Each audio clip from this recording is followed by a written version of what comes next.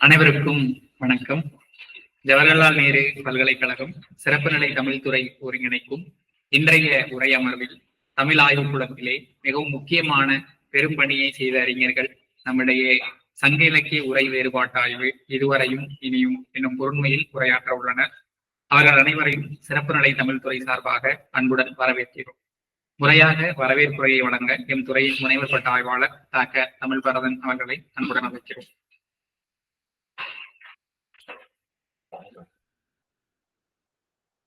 அனைவருக்கும் வணக்கம். சங்க இலக்கிய உரை வேறுபாட்டாய்வு இதுவரைக்கும் இனியும் என்கின்ற தலைப்பில் பொறுமையில் நிகழ்கின்ற இந்த உரையமர்வில் பங்கெடுத்திருக்கக்கூடிய உரையாளர்கள் முதலில் அவர்கள் நால்வர் குறித்தான சிறு அறிமுகம். கோவையம்புத்தூர் PhD கலை அறிவியல் கல்லூரியில் இணை பேராசிரியராக தமிழ் துறையில் பணியாற்றிக் கொண்டிருக்கக்கூடிய பாலாஜி அவர்களை நற்றினை உரை வேறுபாடு சார்ந்து உரையாற்ற வந்திருக்கின்றார்கள். அவர்களை முதற்கண் வரவேற்கின்றோம். சென்னை பச்சையப்பன் கல்லூரியில் தமிழ்துறை உதவி பேராசிரியராக அண்மையில் பணியேற்று இருக்கக்கூடிய முனைவர் லோகேஸ்வரன் அவர்கள் 500 பரிபாடல் என்கின்ற தலைப்பில் பொறுமையில் உரை வேறுபாடு சார்ந்து உரையாற்ற வந்திருக்கின்றார்கள். அவர்களை அன்புடன் வரவேற்கின்றோம். மதுரை தியாகராசர் கல்லூரியில் தமிழ்துறை உதவி பேராசிரியராக பொறுப்பேற்றிருக்கக்கூடிய முனைவர் பரமசிவன் அவர்கள் அகநானூறு உரை வேறுபாட்டு ஆய்வு தொடர்பாக உரையாற்ற வந்திருக்கின்றார்கள். அவர்களை அன்போடு வரவேற்கின்றோம். திருச்சி பிஷப் ஹீபர் கல்லூரியில் தமிழாய்வு துறையில் உதவி பேராசிரியராக பணியாற்றி வரக்கூடிய முனீஸ் மூர்த்தி அவர்கள் கலித்தொகை மலைகொடுகடாம் உரை வேறுபாடு தொடர்பாக உரையாற்ற வந்திருக்கின்றார்கள். அவர்களை அன்போடு வரவேற்கின்றோம். நால்வருக்கும் இடையில ஒரு ஒற்றுமை இருக்கும். அது உரை வேறுபாடு தவிர்த்து பாலாஜி, லோகேஸ்வரன், பரமசிவன், முனிஸ்மூர்த்தி இந்த பெயர்கள் சார்ந்துமே ஒரு ஒற்றுமையை நாம காண முடியும். அதில் இருவர் இளம் ஆய்வறிஞர் விருது ஏற்கனவே பெற்றவர்கள், மீதம் இருவர் விரைவில் பெறப்போகக்கூடியவர்கள்.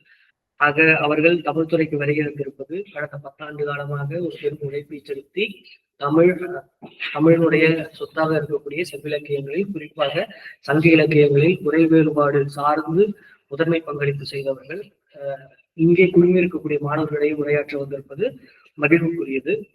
இந்த நிகழ்வில் தொகுப்புரை செய்து கொண்டிருக்கக்கூடிய ஒருங்கிணைப்பாளர் தீபன் அவர்களுக்கும், நன்றியுரை ஆற்ற உள்ள அஜய் சுந்தர் அவர்களுக்கும், புகைப்படம் எடுத்துக் கொண்டிருக்கக்கூடிய புதிய முனைவர்பட்ட ஆய்வாளர் அவர்களுக்கும், இங்கு குழுமி இருக்கக்கூடிய அனைத்து முனைவர்பட்ட ஆய்வாளர்களுக்கும், முதல் மற்றும் மூத்த முதுகலை தமிழ் மாணவர்களுக்கும் அன்போடு வரவேற்கின்றோம். அவர்கள் அனைவரையும்.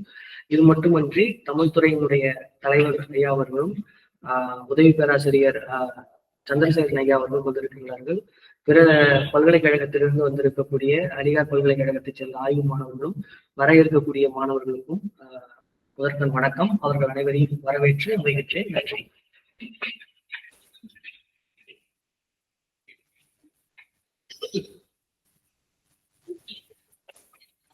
அவர்களுக்கு நன்றி. அடுத்ததாக உரையாளர்களுக்கு சிறப்பு செய்தல் பாலாஜி ஐயாவிற்கு சிறப்பு செய்ய முதுகலை மாணவர் செல்வ கணேசன் அவர்களை அன்புடன் அழைக்கிறோம்.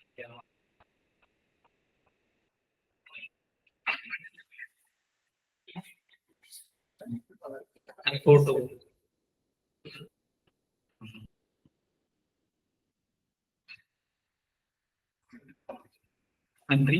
அடுத்ததாக லோகேஸ்வரன் ஐயா அவர்களுக்கு சிறப்பு செய்ய முதுகலை மாணவர் ஜென்சி அவர்களை அன்புடன் அழைக்கிறோம்.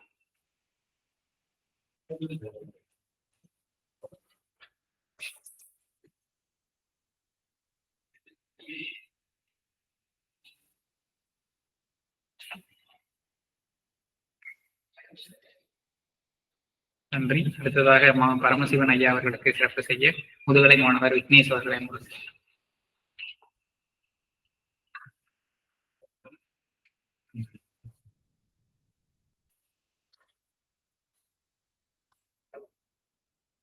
அடுத்ததாக முனீஸ் மூர்த்தி ஐயாவிற்கு சிறப்பு செய்ய முதுகலை மாணவர் முனைவர் பட்ட ஆய்வாளர் மன்னித்துக் கொள்வோம் பிரபு அவர்களை அழைக்கிறோம்.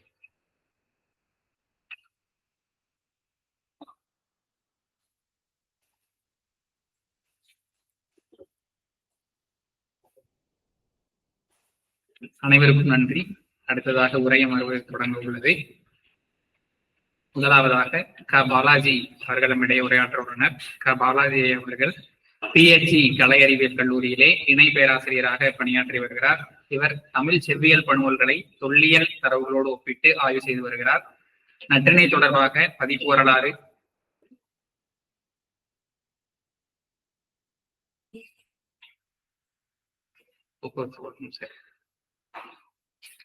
உரை வேறுபாட்டு களஞ்சியம் குறித்து உரையாற்றுவதற்கு எம் துறையின் முனைவர் பட்ட ஆய்வாளர் விக்னேஷ் அவர்களை அனுப்பலாம்.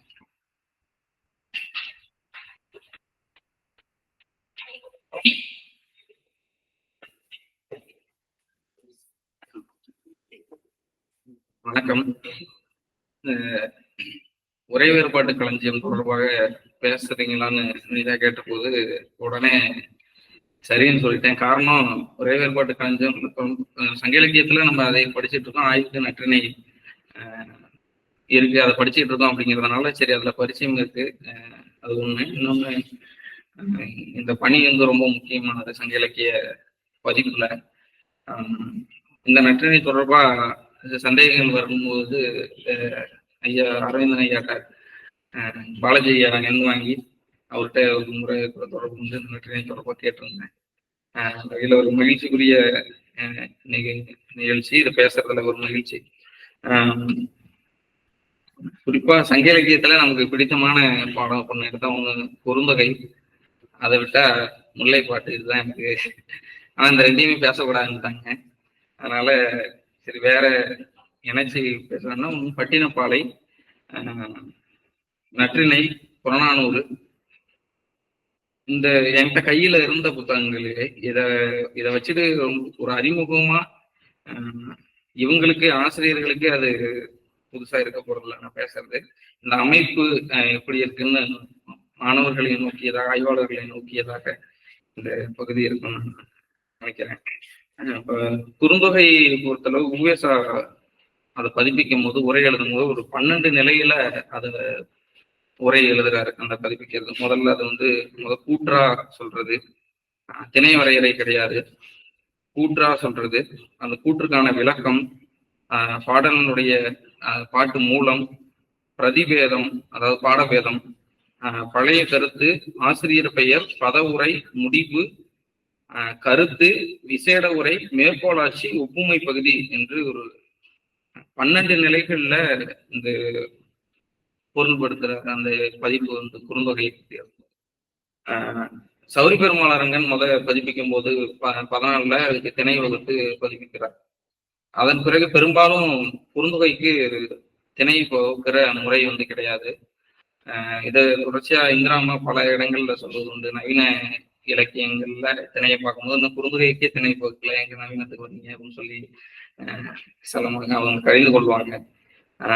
இந்த உரை வேறுபாட்டு களஞ்சியத்துல குறுந்தொகைக்கு திணை பகுத்திருக்கு.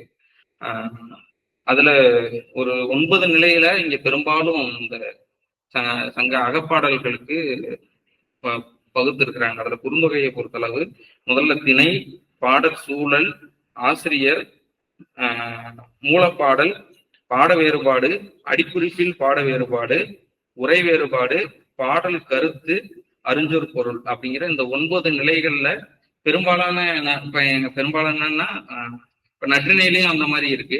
சில இடங்கள்ல கூற்று வேறுபாடுன்னு சொல்லி ஒரு பகுதி வருது. ஆனா பெரும்பாலும் இந்த 9 நிலைகள்ல தான் அந்த பாட்டோட ஒரு பாட்டுக்கான விளக்கம் சொல்லும் போது இந்த 9 நிலைகள்ல தான் இவை அமைந்திருக்கின்றன. அதுல புறநானூறு அப்படின்னாலும் இந்த அகப்பாடல்களுக்கு இது. புறநானூறு புறப்பாட்டுக்கு வரும்போது பாடலினுடைய எண், மூலப்பாடல், திணைத்துறை அப்படிங்கிற அந்த அது ஒரே இதுல எடுத்துக்கலாம். அப்புறம் ஆசிரியர், பாட வேறுபாடு, அடிக்குறிப்பில் பாட வேறுபாடு அப்படிங்கிறது. அந்த திணைத்துறை வேறுபாடு சில இடங்கள்ல குறிப்பிட்டிருக்காங்க. சில பாடல்களுக்கு வேறுபாடு இருக்கிற இடத்துல உரை வேறுபாடு, பாடக்கருத்து, அறிஞ்சொரு பொருள் இவையெல்லாம் பெரும்பாலும் கிட்டத்தட்ட எல்லாம் ஒரே மாதிரியான முறைகளை சேர்ந்து வந்திருக்கின்றன. ஒரு 9 நிலைகள்ல தான் இதையும் வகுக்கிறாங்க. அடுத்து பட்டினப்பாளையை பொறுத்தளவு தனிப்பாடலா பார்க்கும்போது பட்டினப்பாடல்ல அவங்க அடி எண் கொடுக்கறது, அடி எண், அடுத்து மூலப்பாடல், மூலத்தில் பாட வேறுபாடு, அடிக்குறிப்பில் பாட வேறுபாடு, உரை வேறுபாடு, பாடல் அடிக்கான கருத்து, அறிஞ்சொர் பொருள் அப்படின்னு இந்த தனிப்பாடலுக்கு இது ஒரு 7 நிலையில இதுக்கு தனிப்பாடல்களுக்கு பாகுபடுத்தியிருக்கிறாங்க. இதுல ஒவ்வொரு பெரும்பாலும் ஒரே மாதிரி இருந்தாலும் சில சில வேறுபாடு இருக்கு. இப்ப நற்றிணை இது அகநானூறு குறுந்தொகைக்கு ஆசிரியர் பெயர் முதல்லயே இவர் பாடியது அப்படின்னு வந்துருது. திணை, பாடல் சூழல், அதுல இருந்து இப்ப தாமோதரனார் பாடியது, பெருங்குன்றூர்களார் பாடியது, இந்த மாதிரியான முதல்ல பாடியது. ஆனா நற்றினை பார்க்கும்போது பாட்டு முடிஞ்சு பாட்டை தொடர்ந்தே ஆசிரியருடைய பெயர் வர்றது பார்த்தேன். அந்த மாதிரி ஒரு சில வேறுபாடு இருக்கு. அதுக்கு காரணம் இருக்கான்னு எனக்கு தெரியல, பேசும்போது சொல்லலாம். இப்ப இந்த உரை வேறுபாட்டு களஞ்சியம் பத்தி எனக்கு இளங்கலை படிக்கும் போதே தெரியும். ஒரு பட்டின 10 உரை வேறுபாடு ஜாய் சார் கையில கொடுத்துட்டு இந்த மாதிரி புத்தகம் வருது, அடுத்து ஒரு பெரிய வேலை பண்ணிட்டு இருக்கோம், அது வரப்போ பண்ணது சொன்னாரு. ரொம்ப காலமா நானும் ஒரு டெக்னிக்கல் அடிச்சுட்டே இருப்பேன், சொல்லிக்கிட்டே இருக்கிறீங்க ஒன்றும் வந்த பாட்டை காலமே அப்படின்னு. அது இவ்வளவு டீம் இவ்வளவு பேர் வேலை செய்யறாங்க அதெல்லாம் தெரியாது எனக்கு, ஜாய் சார் மட்டும்தான் தெரியும். அவர்கிட்ட அப்ப கேட்டிருப்போம் அந்த இந்த பட்டினப்பாளைய தொடர்பா 10 தொடர்பா பலமுறை அவர் கூட பேசியிருக்கிறேன். நமக்கு நிறைய சொல்லுவாங்க, நமக்கு அந்த உரை, இந்த இலக்கண குறிப்பு, இந்த விஷயங்கள்லாம் அவ்வளவா பரிச்சயம் இல்லைங்கிறதுனால அவர் சொல்றது தகவலா கேட்டு வச்சுக்கோங்க. இப்ப அவரு உரை வேறுபாட்டுக்கான காரணங்களா சில செய்திகளை அவர் சொல்றார். அதுல ஒரு பொருளை ஒரு சொல்ல பிரிச்சு எழுதுறதுல இலக்கண குறிப்போட இலக்கண முறையோட பிரிக்கலன்னா என்ன முரண்பாடு வரும் அப்படிங்கிறது கூட சொல்றது. அணங்கினோன் அப்படின்னு ஒரு சொல்லு இருக்கு. இந்த அணங்கினோன்கிற சொல்ல அணங்கின் நோன் அப்படின்னு பிரிச்சா என்ன பொருள் வருது, அணங்கினோன் அப்படின்றத அப்படி பிரிச்சா என்ன சொல்லு வருது அப்படிங்கிறத அதை பிரிச்சு காட்டுறாரு. இப்ப அணங்கினோன் அப்படிங்கிறது அந்த பயம்தான் அல்லது இந்த மாதிரி பொருள் இருக்கு. அணங்கின் நோன் அப்படிங்கிறது வலிமையான அப்படிங்கிற ஒரு பொருளை பிரிச்சு தருது. இந்த பாடல்களை வேறுபாடோட பிரிச்சு கொடுத்த சந்தி பிரிச்சு கொடுத்த மர்ரை பதிப்பத்துலதான் அந்த அணங்கின் நோன் அப்படின்னு பிரிச்சு கொடுக்குறாங்க அப்படின்ற செய்தியை சொல்றாரு. அப்படி அதை அடிப்படையா வச்சுதான் பின்னாடி வரக்கூடிய பதிப்புகள் எல்லாம் அதை அடிப்படையாக வச்சு பொருள் மாற்றங்களை கொண்டு வராங்க. இது ஒரு உரை வேறுபாட்டுக்கான காரணமாக அமையலாம்னு சொல்றாரு. அடுத்து அந்த ஒற்று நீக்கி பதிப்பிக்கிறதுல பொருள் வேறுபாடு உருவாகிறத சொல்றாரு. அதுக்கு பொருள் கொள்ளல் முறையில அந்த கொண்டு கூட்டு பொருள் முறையை நச்சினாருக்கு நீர் கொள்றாரு. வேற ஒரு வரிக்கு வரி பொருள் கொள்றது, இந்த மாதிரி பொருள் கொள்ற முறையிலையும் உரை வேறுபாடு ஏற்படும் சொல்றாங்க. அது கால மாற்றத்தால் பொருள் வேறுபாடு. இப்ப அந்த வருடைன்னு ஒரு சொல்லு வருது, இந்த வருடைங்கிறத மான்னு எல்லாரும் எழுதுறாங்க, அது கால மாற்றத்தால் நிகழ்ந்தது. ஆனா வருடைங்கிறது ஒரு வரையாடை குறிக்கக்கூடிய ஒரு சொல் அப்படின்னு சொல்லி ஒரு விலங்கியல் சார்ந்த ஒரு நூல் மேற்கோள் எடுத்து காட்டி அதை விளக்குறார். அடுத்து இந்த பாண்டித்யம் காட்டும் முனைப்பு அப்படின்னு ஒரு வரி எழுதியிருக்கிறார். இதை ஜாயை பத்தி நன்கு தெரிந்தவர்களுக்கு தெரியும், தெரியாதவர்களுக்கு சொல்றாங்க. அவர் நுண்கலை மன்ற பொறுப்பாளராக இருந்தார் எங்க கல்லூரியில. சில கல்லூரியில போட்டி, பேச்சு போட்டி, கட்டுரை போட்டி இந்த மாதிரி அழைப்பு வரும். ஒரு தடவை அப்படி வந்த போது அந்த அழைப்புதலை வாங்கி அவ்வளவு பிள்ளை இருக்குன்னு அவ்வளவு திருப்பி போஸ்ட் கார்டு அவங்களுக்கு ஏற்பட்டது, திருத்தி அனுப்புங்க, அப்புறம் எங்க மாணவர்களை நாங்க அனுப்புறோம்னு சொல்லி அந்த மாதிரி ரொம்ப துணிவா எதுவா இருந்தாலும் செய்யக்கூடிய. அதனால அவரு ராராகவங்காரெல்லாம் பளிச்சுன்னு அடிக்கிறது. இப்ப அந்த ஒரு சம்ஸ்கிருத மோகம் அவங்களுக்கு இருக்கு, ஒரு சமய சார்பு இருக்கு. இதையெல்லாம் அவங்க சார்ந்திருக்கக்கூடிய சமயங்கள் இந்த உரை வேறுபாட்டுக்கு காரணமாக அமைகின்றனன்னு சொல்லி எழுதுறாரு. இப்ப வேதாசலம் அப்படிங்கிறவரு இந்த பட்டினப்பாளையை பதிப்பிக்கிறதுக்கும் அவரே பின்னாடி மறைமலையெல்லாம் ஆனதுக்கு அப்புறம் நிகழ்ந்த மாற்றம் அந்த உரையில எப்படி நிகழ்ந்திருக்குது அப்படிங்கிற செய்தியை அவரு எழுதியிருக்கிறார். இப்பதான் அதே மாதிரி இந்த கதிர் உலக்கி அப்படின்னு சொல்லி ஒரு சொல்லு பாட வேறுபாடு உரை வேறுபாட்டுக்கு அடிப்படை காரணமா இருக்கு. அந்த காய்ச்சென்னர் கதிரருந்தி மோட்டெருமை முழுக்குழவி கூட்டு நிலர் துயில்வதியும் அப்படின்னு ஒரு வரி இருக்கு. இதுல கதிர் அருந்தி கதிர் உலக்கி அப்படின்னு 2 பொருள் இருக்கு. இந்த கதிர் அருந்தி அப்படின்னு கதிர் உலக்கின்னு பொதுவ நடிகள் மட்டும் அப்படி சொல்றாரு. கதிர் அருந்தி அப்படிங்கிறது சமாஜம் பதிப்பவும் அதை தொடர்ந்து அனைவரும் அதை பதிப்பிக்கிறாங்க அப்படின்னு சொல்றாரு. இதுக்கு பொருள் சொல்ற முறை இருக்கு இல்லையா, அது ரொம்ப முக்கியமானதுன்னு நினைக்கிறேன். கதிர் உழைக்கிங்கிறதுக்கு வேற ஒரு பொருளா இருக்கு. கதிர் அருந்திங்கிறது அந்த கதிரை உண்ட ஒரு எருமை நிழலிலே உறங்கக்கூடியது அப்படிங்கிற சொல்லுவது. இது தொடர்பா வேல்சாமி ஐயா கூட அடிக்கடி சொல்லுவாரு. அதிகமா லோகேஷ் ஐயா சொல்லியிருப்பாருன்னு நினைக்கிறேன். அந்த 500 3வது பாடல் நினைக்கிறேன். வித்திய உழவர் நெல்லோடு பெயரும் அப்படின்னு ஒரு வரி இருக்கு. அதுக்கு கோவை சோமசுந்தரம் தான் சரியான பொருள் எழுதுறாருன்னு அடிக்கடி சொல்லுவார். என்னன்னா, அந்த உழவர்கள் போறவங்க வேளாண் நிலத்துக்கு போறாங்க, திரும்பி வரும்போது நெல்லை கூலியா எடுத்துட்டு வர்றாங்க, நெல்லை திரும்பி எடுத்துட்டு வராங்கன்ற ஒரு வழி. பலரும் அவ்வளவு வளமிக்க ஊரு அல்லது அப்படியே விளையும் இந்த மாதிரியான மிகு கற்பனையில பொருள் சொல்லிக்கிட்டு இருக்கிறாங்க. ஆனா அன்னைக்கு கூலியா நெல் வழங்கப்பட்டதுங்கிறது ஒரு முறை இருந்திருக்குன்னு சொல்லி அவர் எழுதுறாரு. கோவை சோமசுந்தரம் அப்படி எழுதுவதற்கு காரணம் அவர் வளர்ந்து வந்த சூழல், அவர் கிராமிய பின்புலம்னு சொல்லி அடிக்கடி வேல்சாமி ஐயா சொல்லுவார். அந்த மாதிரியான அவங்க அந்த உரையாசிரியர்களுடைய அந்த நிலவியல் பின்னணி, சூழலியல் பின்னணி, அவங்க தத்துவ பின்னணி, இவையெல்லாம் அந்த உரை வேறுபாடுகளுக்கு காரணமாக அமையும் அப்படின்னு சொல்றாங்க. இது இந்த நான் பட்டினப்பாலை சொன்னாலும் அவர் சொன்ன காரணங்கள் பெரும்பாலும்னா குறுந்தொகையா இருக்கட்டும், அது நற்றிணையா இருக்கட்டும், இதுல நான் பார்த்த வரைக்கும் அந்த மாதிரியான கிட்டத்தட்ட ஒரு நெருக்கமான பொருள் தான் இதுக்கு இருக்கு. அப்ப எல்லாரும் இந்த உரை வேறுபாட்டு காரணமா இவங்க முக்கியமா சொல்றது எல்லாம் நெருக்கமுடையதா இருக்கு. அடுத்து இந்த நற்றிணையோட முதல் பாட்டு நின்ற சொல்ல நெய்டுதோன்றியர் அப்படின்னு ஒரு பாட்டு. அது ஒரே ஒரு 2 வரிக்கு தான் பாட வேறுபாடு மாறி உரை வேறுபாடு வருது. அதுல தாமரை தந்தாது ஊதி மீமிசை சாந்தின் கொடுத்த தீந்தேன் போட அப்படின்னு சொல்லி இருக்கு. இதுக்கு ஒவ்வொருத்தரும் ஒரு விளக்கம் சொல்றாங்க. ஒரு குரூப் என்ன சொல்றாங்கன்னா, தாமரை மலர்ல இருக்கக்கூடிய தேனை எடுத்துக்கொண்டு அதுக்கு சந்தன மரத்துல இருக்கக்கூடிய ஒரு தேனை எடுத்து அந்த சந்தன மரத்துல தேன் அடை கட்டின மாதிரியானது உன்னுடைய நட்பு அப்படின்ற ஒரு சாரார் சொல்றாங்க. இன்னொரு சாரார் என்ன சொல்றாங்க, தாமரையில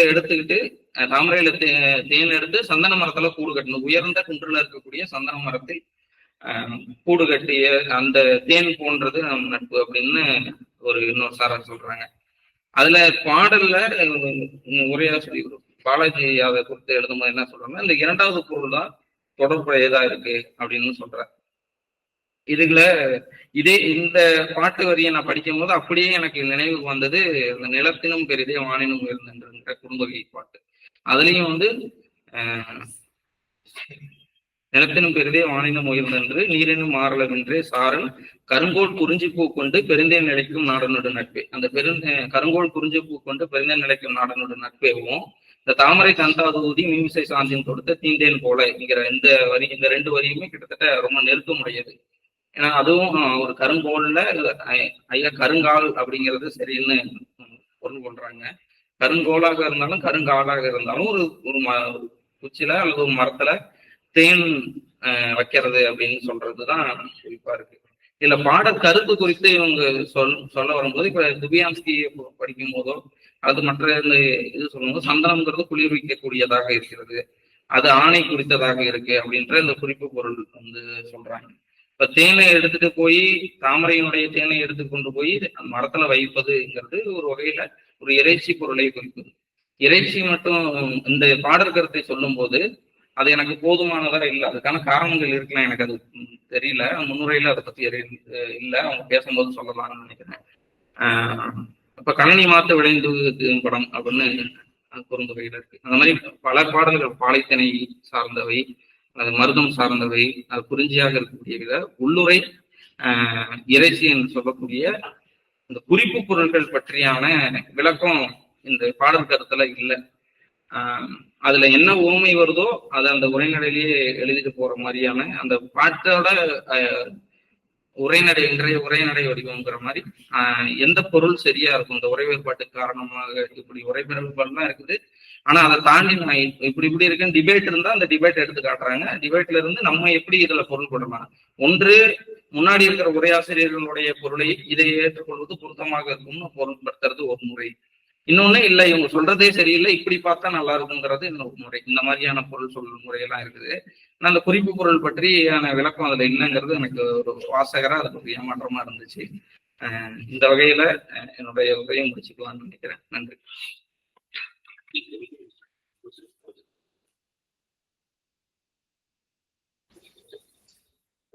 முனைவர் பட்ட ஆய்வாளர் விக்னேஷ் அவர்களுக்கு நன்றி. குறிப்பாக சங்க இலக்கிய வேறுபாட்டு உரை வேறுபாட்டுகள் எந்த வகையில பயனுள்ளதா இருக்கு, குறிப்பா அதுல இருக்கக்கூடிய சில சிக்கல்கள், அதுல சில இருக்கக்கூடிய உரை வேறுபாட்டுல இருக்கக்கூடிய சில முன்னோட்டமான பயன்கள் குறித்து நம்முடைய உரையாற்றினார். அவருக்கு நன்றி.